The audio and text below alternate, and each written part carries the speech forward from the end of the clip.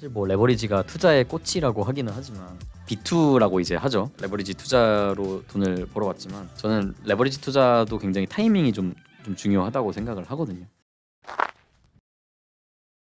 네, 운전 초보에게 운전 연수가 있다면 재테크 초보에게는 재테크에 참견이 있다. 안녕하세요. 연두컴퍼니 한정수입니다. 안녕하세요. KB증권 신영덕입니다. 이번 사연 제가 한번 읽어보겠습니다. 저는 37살 평범한 직장인입니다. 저를 간단히 소개하자면 직장인 엘사 디스플레이 엔지니어로 재직하고 있고 결혼 생각이 없는 비혼주의자입니다. 현재 전세자금 대출을 받고 파주에 거주하고 있습니다. 인생 기복이 없어서 빚은 없는 상태입니다. 제가 4년 전부터 주식을 시작했습니다. 100만 원, 200만 원씩 조금씩 하다가 점차 늘려 몇 천만 원씩 투자 금액을 늘리고 있을 때쯤 당시 괜찮은 종목을 발견해 마통 3천만 원을 뚫고 약 1억 원이라는 수익을 냈습니다. 약 300% 이상의 수익이 나오다 보니 채권, 예금, 적금 등 안전자산을 다 주식에 과감히 투자하고 있습니다. 여기서 제 고민이 있는데 결론부터 말하자면 이번에 마통 뚫어서 크게 한번 튀기냐 vs 나이가 나이인 만큼 부동산을 살까입니다. 이제 아파트 한 채 정도는 갖고 있어야 될 나이라 생각하기 때문에 주택대출을 받아 아파트를 사야 할지 고민입니다. 제가 마통을 뚫고 크게 수익이 났기 때문에 사실 전 마통에 대해 크게 부정적이거나 거부감은 없습니다. 마통 1억 원 정도 뚫고 해외 양자 컴퓨터 관련 종목에 올인하고 싶습니다. 제가 꼼꼼히 살펴본 결과 상폐될 확률은 적어 보이고 향후 10년 안에 테슬라나 엔비디아처럼 주가가 크게 오를 거라는 큰 기대감이 있습니다. 총 2억으로 최소 5배 이상 굴려볼까 합니다. 혹시 제 사연을 읽고 과감하게 참견 부탁드려도 될까요? B2를 어떻게 보면 성공을 한번 하셔가지고 그 레버리지 투자에 대한 어떤 거부감보다는 어떻게 보면 좀 그 방식에 좀 사랑에 빠져 있는 그런 느낌이 좀 드는데 저도 어떻게 보면은 굉장히 오랫동안 레버리지 없이 투자를 해오다가 이제 코로나 때 어떻게 보면 레버리지로 투자를 해서 성공을 좀 했다가 지금은 레버리지 없이도 투자를 하고 있는데 지금 고금리인 시대에도 레버리지 투자를 고민하시는 분들이 굉장히 많은 것 같아요. 기사가 난 것들을 보면은 저희가 30대 이하의 대출 잔액이 저희 은행권이 354조 8천억이고 제2금융권이 159조 7천억이래요. 그래서 총 514조 원이 되는 역대 최고치를 찍었거든요. 이렇게 팬데믹이 일어나기 전 2019년도에 404조를 비교해서 보면 약 27.4%가 좀 늘어났습니다. 여기에 최근 같은 경우에는 통계에 잡히지 않는 신용카드 리볼빙이라든지 이런 부분들까지 좀 감안을 하면 훨씬 더 그 규모는 클 거라고 보고 있고요.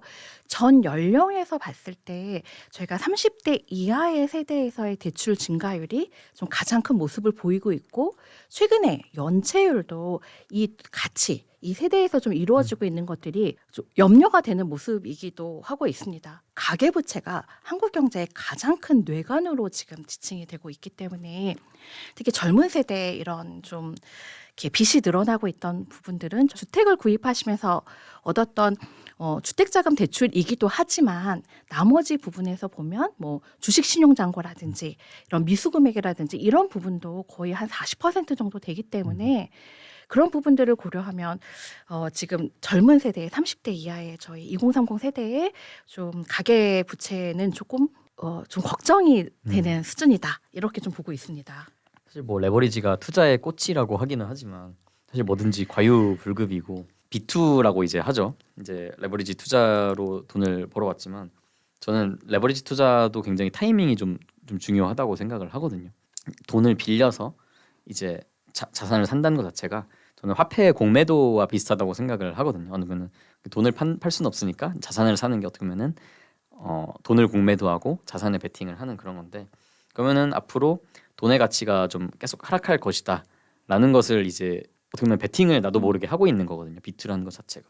제가 이 사연을 읽으면서 아 이분 괜찮을까? 뭔가 답을 미리 정해놓고 저희한테 아 괜찮아요 하세요라는 말을 듣고자 약간 하신 것 같아서 굉장히 좀 조심스러운데 이제 과거에 아마 이분이 투자를 하셨을 때만 하더라도 저금리가 계속 지속되던 상황이다 보니 아마 뭐 엔지니어로 근무하시고 신용도도 양호하셨기 때문에 과거에 마이너스 통장을 받으셨을 때 그 금리 수준이 굉장히 낮은 수준이었을 거예요.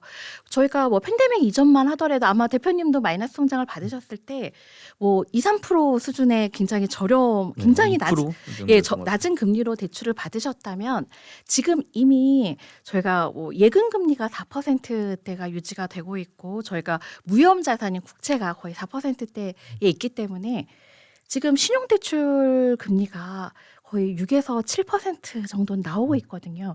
그렇게 감안을 한다면 뭐이 사연을 주신 이분 같은 경우는 내가 만약에 1억을 마통을 썼다라고 하면 일단 연간으로 치면은 마이너스 7%를 일단 감안을 하고 가시는 투자잖아요. 조금은 지금 시점에서는 이렇게 투자를 하는 게 과연 좀 옳은 방법일까 하는 고민이 좀 되는 부분이 있습니다.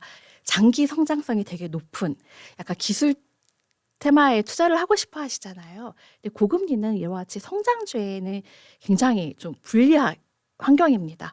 고금리에 대한 공포가 이렇게 지배하고 있을 때 이런 뭐 빅테크와 같은 성장주들의 주식의 낙폭도 굉장히 컸던 부분들을 기억을 한다면 얘도 이렇게 좀 녹록치 않은 환경이다. 최근에 AI 이제 테마가 많이 뜨면서 AI 관련 주들도 굉장히 많이 올랐는데 그러니까 그런 AI 소식이 들려올 때 사실 투자를 해도 좀 늦지 않다고 저는 생각을 하거든요. 사실 부동산도 그렇고 몇 년 동안 성장하는 것들은 확실히 성장하는 걸 보고 투자를 해서 뭐 적당히 수익을 보고 나와도 늦지 않다고 생각을 하는데 사실 뭐 양자 컴퓨터 관련 종목이라는 것은 뭐 아직 그런 얘기가 잘 많이 들리지도 않고 어떻게 보면은 수소 자동차 관련과 비슷하게 약간 굉장히 먼 진짜 여기 말씀하셨듯이 향후 10년 안에 올 만한 그런 테마일 수 있기 때문에 긴 호흡을 보고 투자를 하는 것들은 뭐 레버리지 투자를 할 게 아니라 갖고 있는 여윳돈으로 저는 투자하는 게 맞다고 생각하고 뭔가 그렇게 급한 투자인가라는 생각이 저는 들어요. 이 종목을 발견한 다음에 와 이거 진짜 대박이다라고 생각하겠지만 사실 많은 사람들이 이게 대박이다라고 생각을 해야 이제 가격이 실제로 오르는 거잖아요.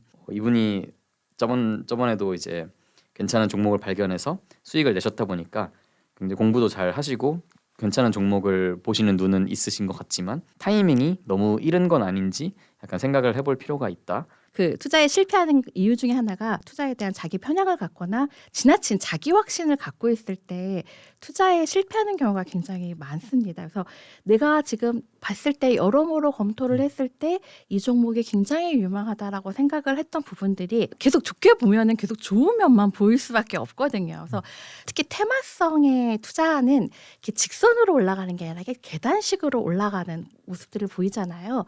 또는 계단이 아니라 갑자기 지하실을 갔다가 다시 올라오기도 하는데 특히 레버리지까지 써서 투자했을 때 마이너스 50, 80 이렇게 좀 만약에 낙폭이 크게 떨어졌을 때 본인이 과연 이걸 견딜 수 있을까? 투자의 기반과 기회에 대한 구분을 한번 해주셨으면 좋겠어요. 그러니까 투자의 기반이라고 하는 것들은 저희가 위험을 줄이면서 좀 안정적으로 수익을 좀 쌓아가는 부분이라면 기회라고 하는 건 아까 딱 뭐 팬데믹이 와서 자산 가격이 굉장히 크게 떨어져서 좀 굉장히 저평가가 되었다든지 이런 것들은 사실 투자의 기회가 될 수 있거든요. 굉장히 수많은 테마 주식들이 기반보다는 기회 쪽에 좀 가까운 부분인데요. 기회를 노리면서 좀 이렇게 달려들었다가 좀 굉장히 힘든 시간들을 보낼 수 있습니다. 이렇게 전통적인 좀 투자의 기반들을 좀 다져서 저희가 조금 더 뭐 주식도 뭐 좀 더 분산 투자를 하시고 자산도 좀 분산을 뭐 주식 채권 뭐 이런 식으로 좀 분산을 하시면서 나중에 이런 투자의 기회에는 조금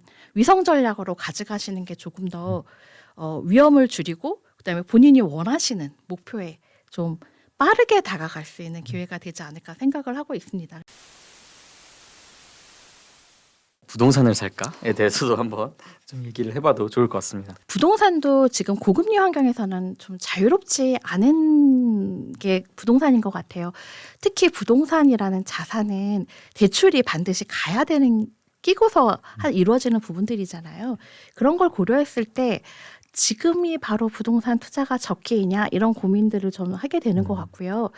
저는 부동산이든 주식이든 투자를 할 때가 투자 적기라고 하는 게 언제냐라고 보면 그 적기는 가격 메리트를 봐야 된다고 생각을 해요. 지금 KB금융그룹에서 부동산을 조언을 해주시는 부동산 전문가께서 말씀을 해주신 조언이 갑자기 생각이 나는데요.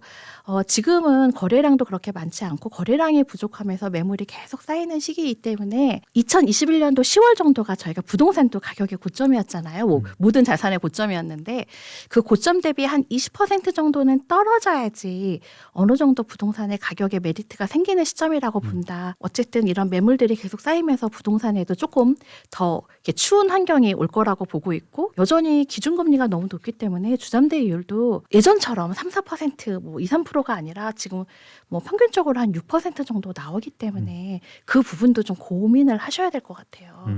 다른 주식이나 코인에 비하면은 좀 느리게 떨어지는 경향이 있잖아요.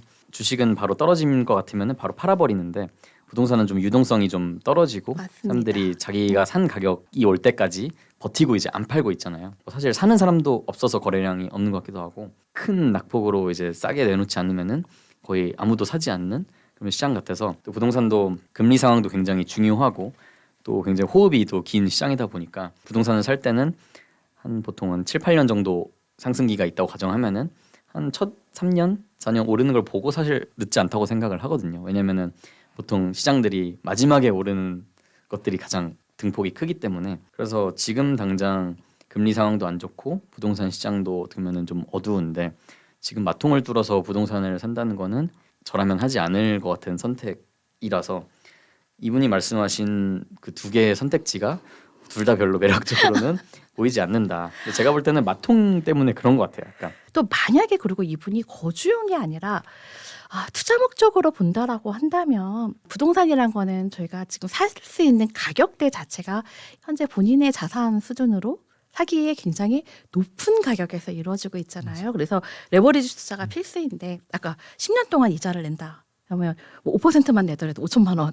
좀 우량 주식 같은 것들을 저희가 사게 된다면 10년 정도 장기 투자를 했을 때는 충분하게 유사한 성과를 좀 가져올 수 있다는 부분도 고민을 하시면 좋을 것 같아요. 부동산이라는 게 어떤 자산 증식의 가장 큰 한 축이 될 수 있었다면 이제 저희 나라 뭐 주택 보급률도 굉장히 높아졌고요. 그런 걸 고려해 본다면 부동산을 사서 투자를 하는 게 과연 맞을까라는 생각을 저도 하고 있습니다. 그리고 이제 부동산이라는 게 가장 이제 좀 부정적인 부분들이 유동성이 떨어지고 황금성이 떨어지는 부분들이 있지 않습니까? 그래서 최근에도 뭐 기사에 보면 뭐 이런 30대들이 너무 이 빚에 비투에 연끌에 너무 힘들어서 주택을 그냥 다시 팔았다. 손해를 보고 팔았다. 근데 그분들이 아마 대출이자와 여러 가지 재비용을 생각하면 다 손해를 보셨을 거거든요.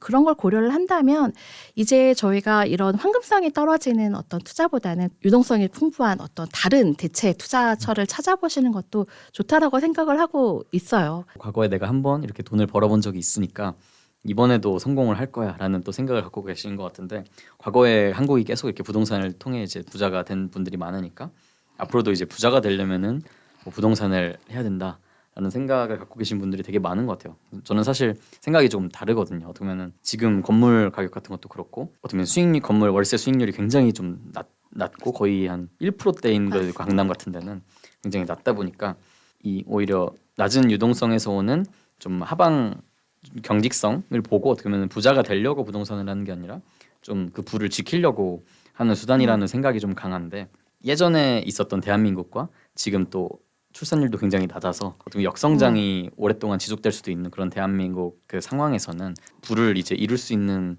좀 수단으로 유효할까라는 저는 생각이 있거든요.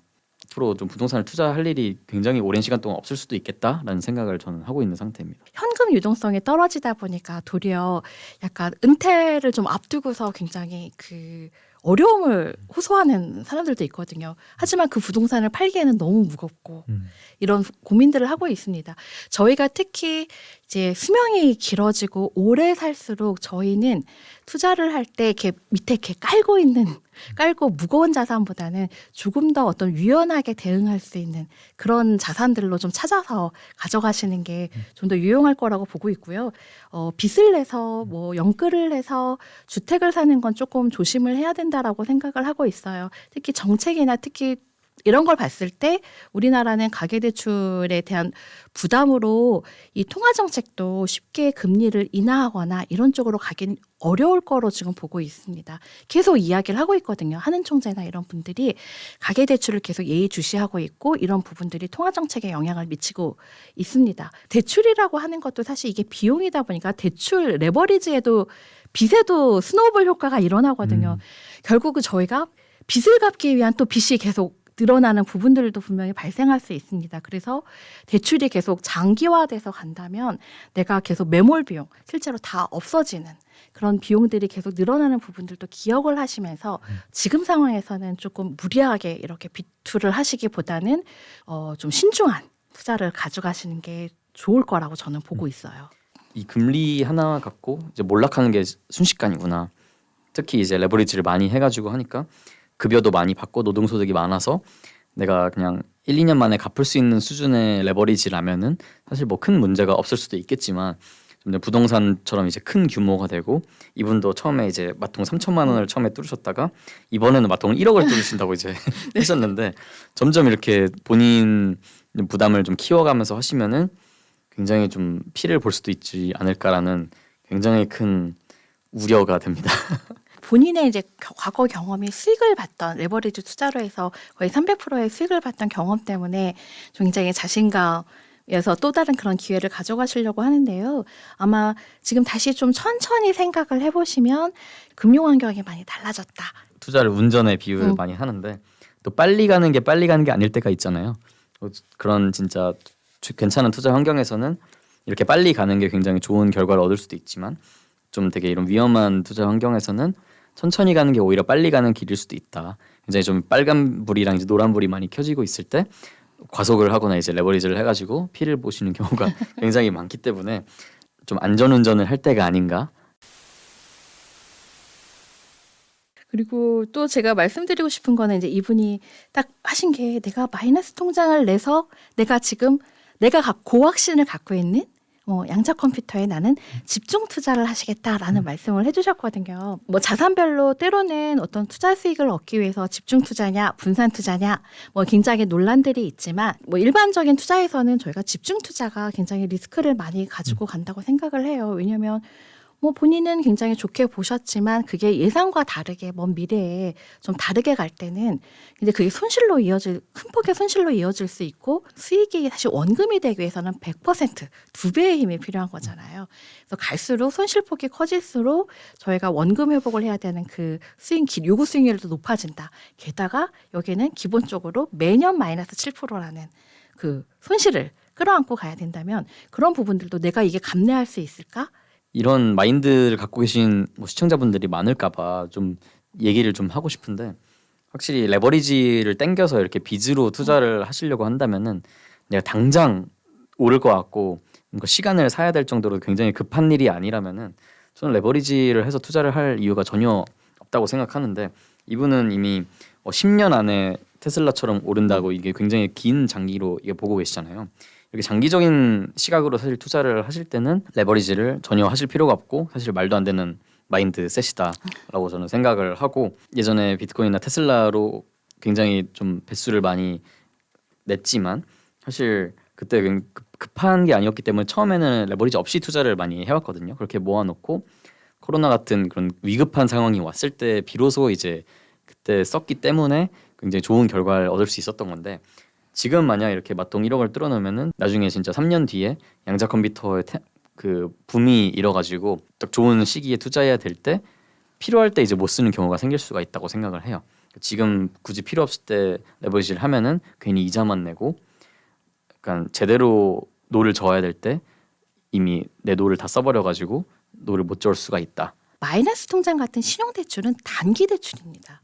그래서 나는 10년을 투자할 거야라고 이야기를 했는데 이 마이너스 대출은 보통 1년 단위로 하기 때문에 1년 뒤에 내가 또다시 계속 연기하고 계속 갈 수 있다라는 그 확신을 하시기에는 이 투자 기간이 매칭이 되지 않거든요. 내가 뭐 레버리지도 하나의 내가 투자라고 본다면 나는 나의 투자 시계열은 10년인데 이거가 가져가는 기간은 1년입니다. 그래서 만약에 1년 뒤에 이 대출을 갑자기 상환 요구가 들어오거나 어떤 이런 일들이 생겼을 때 이분은 본의 아니게 본인이 투자했던 그런 자산을 주식을 뭐 굉장히 헐값에 매도를 해야 되는 일도 생길 수 있어서 좀 그런 부분도 이 마이너스 통장이 본인의 투자하는 시계열과 맞지 않다는 것도 같이 생각을 해보셔야 될 중요한 포인트예요.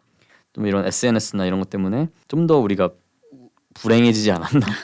보통 예전에 살던 우물 안에서는 그래도 나 괜찮게 살고 다들 이렇게 사는구나라고 했을 텐데 모두가 이제 더 큰 하나의 우물 안에서 약간 서로 어떻게 사는지 보다 보니까 어떻게 보면 좀 행복이 상대적인 거잖아요. 그래서 좀 초조하고 좀 불행하다고 느끼는 그런 것들이 굉장히 좀 제 주변에도 만연한 것 같은데, 본인의 인생은 사실 본인이 사는 거고 본인 페이스대로 살면은 충분히 인생은 계단식으로 역전할 수 있는 거라고 저는 생각하기 때문에 너무 급하게 생각하지 마시고 좀 긴 호흡으로 좀 천천히 내 인생을 내 페이스대로 살아가는 게 저는 중요하다고 생각합니다.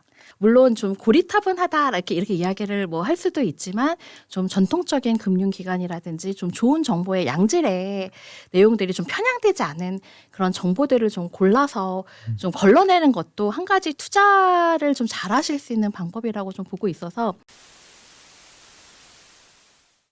네, 오늘은 또 이제 마이너스 통장, 레버리지 투자로 양자 컴퓨터 주식에 투자를 할까요? 아니면 부동산을 할까요? 그런 선택지로 이제 사연이 왔었는데, 그러면 저희 둘 다 공감을 한 게 일단 선택지 둘 다 틀렸다 라는 것 같아요.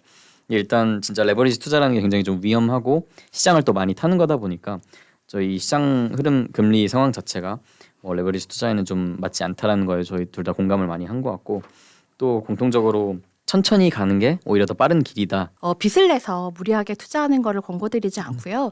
지금 마라톤 같이 저는 해야 된다고 생각을 하고 있습니다. 그래서 마라톤을 100m처럼 달리게 되면 저희 못 뛰거든요. 그래서 지금 이렇게 특히 장기 테마에 투자를 원하시는 투자자라면 마라톤을 뛰듯이 천천히 주변도 둘러보고 나의 몸 상태도 확인을 하면서 투자를 하시면 결국은 결승점에 도달하실 수 있을 거라고 저는 보고 있습니다. 점점 이제 운전 연수 실력이 좀 늘고 있는 것 같은데, 오늘도 재테크의 참견 또 들어주셔서 감사합니다. 감사합니다.